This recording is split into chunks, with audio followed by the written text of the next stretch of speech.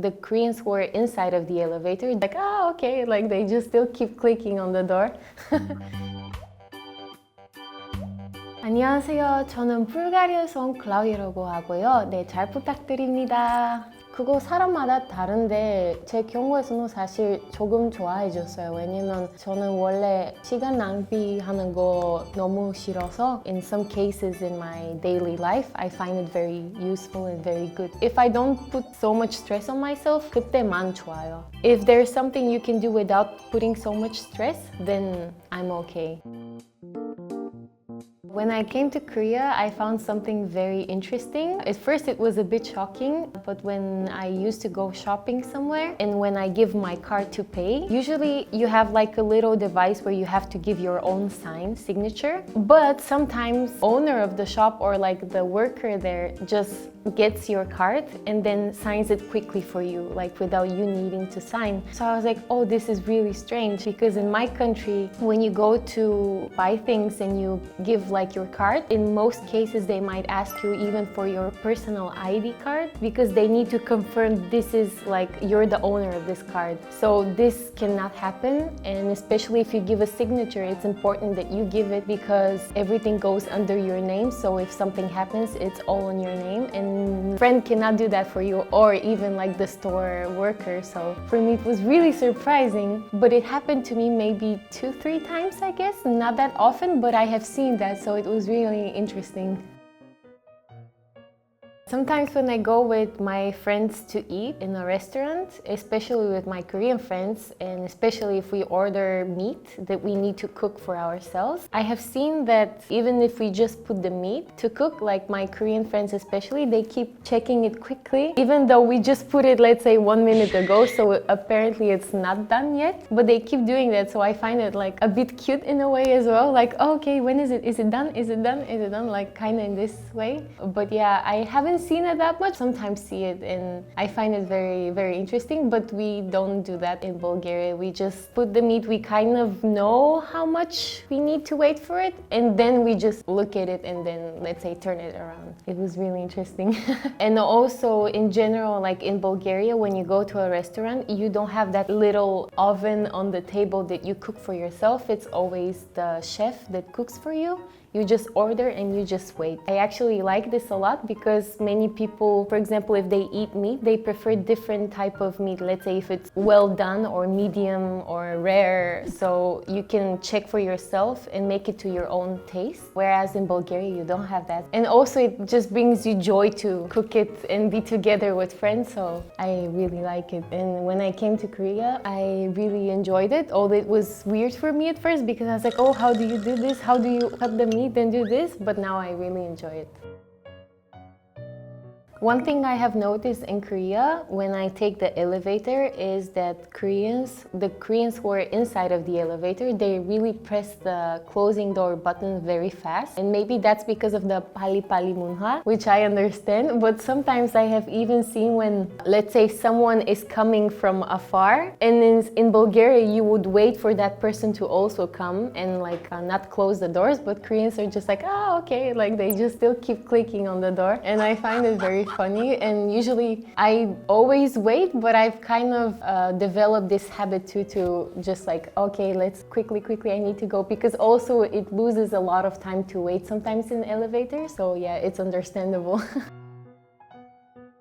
One interesting thing I found in Korea that people do is running for the buses, but it's not like the general way of just running for a bus that you would miss, but it's more like even if the bus, you see the bus from like far away, they in advance start to run to try to like to go to the spot where it might stop, because sometimes if you, let's say if there are many buses that are coming, sometimes the bus cannot stop exactly on the stop, so it also might just open the doors there and just leave, and people would miss it. So this is like a very unfortunate situation. So I see that people just like, let's say the bus is coming from 20-30 meters away and they're already like running and trying to find the spot where it will stop so they can take it and not miss it. And in Bulgaria, in our case, the bus always stops at that one stop. There's usually not that many situations where there are, let's say, 5 or 6 buses one after each other. So people just wait, and of course, like if it stops a little bit far, the bus just waits and they just run to get it. But yeah, in Korea, I guess because it's always a bigger city and it has a lot of population, and also things are more complicated, the transportation system, so it's understandable. But it was really interesting to see. I do that too now because I've missed many buses. 그 전에 몰랐으니까 그래서 여러 가지 경험이 있었는데 그냥 이렇게 기사님은 그냥 안 기다리고 바로 그래서 근데 난 여기서 기다리고 있는데 근데 기사님이 거기서 문 열었으니까 그래서 이번에 네 저도 이제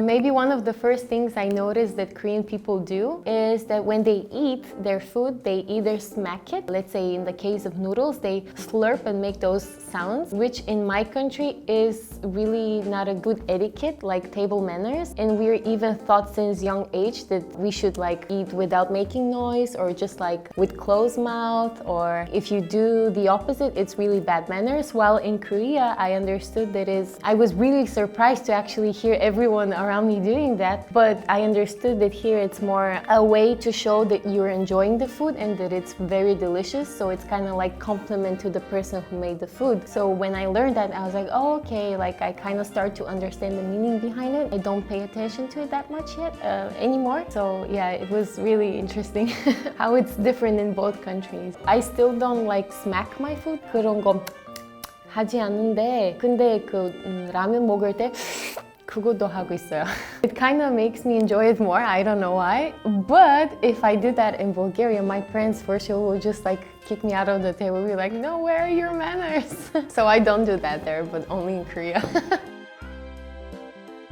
One activity that Koreans do which really surprised me, and I've never seen that before, is that whenever you go to a public restroom, even in the subway public restroom or like airport or just like in cafe, they just suddenly take out their toothbrush and like start brushing their teeth. For me, it was really interesting because that never happens in Bulgaria, and I have never seen it also in the West because we just take a bubble gum, but they do take like they even sell in the stores those little packages with toothbrush and toothpaste set, so they keep it always in hand and brush their teeth everywhere, which I think is a really good thing because you always keep your breath fresh or like always take care of your hygiene, especially after eating food. Is very convenient, so it was interesting for me to see and I really like it, and I also have one. One thing that is very different apparently in Bulgaria and in Korea is the fashion. So there are a lot of fashion items or the way people wear things that is very maybe strange to Bulgarians. For example, here people wear face mask a lot, and it's either because they're sick or because of pollution or just for fashion, especially if they wear, let's say, the black ones or like that have like chains or something to them. But in Bulgaria, you barely see people wearing masks. Even if they're sick, some of them might wear the white medical masks, but then it's not an often thing to see there. And if someone does wear a mask, they will think that they're kind of a bandit or like someone who is hiding something, or like, you know, kind of this vibe of being a not bad person, but like it just gives a weird like feeling to it. So I have never seen Bulgarians wear especially as a fashion item, I have never seen them wearing masks. But I do have friends who have asked me to bring them mask with like certain drawing on it, for example a kitty mask or whatever,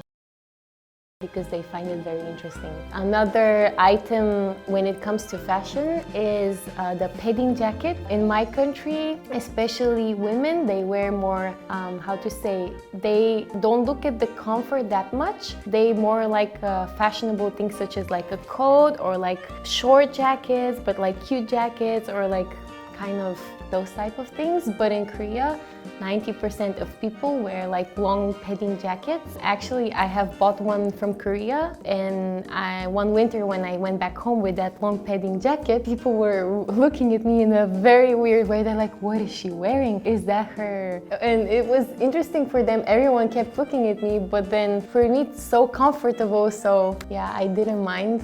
But yeah, for Bulgarians that would be very interesting and very weird because we you don't wear those things. One more thing, I have seen that a lot in Korea, that people wear socks on top of their either jeans or leggings or any other thing, like you can see it from the outside. But in Bulgaria, or like I guess in Europe in general, people wear their socks inside of their jeans, like they are not seen outside. So actually I like that a lot, and I don't know why people find it weird, but yeah, in Bulgaria you cannot see socks being outside. So once I was again with my leggings, I was going to practice and my socks were outside, so people were like, Claudia, what's wrong with your fashion? Just put your socks inside. So yeah, for them it's not comprehensible, but it's interesting, and I think it's very comfortable, and why not, like sometimes in fashion it looks good, like depends how you wear it.